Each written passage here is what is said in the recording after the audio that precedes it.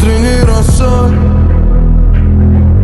Свет падал яркой радостью в наш дом. Я слышал смех детей.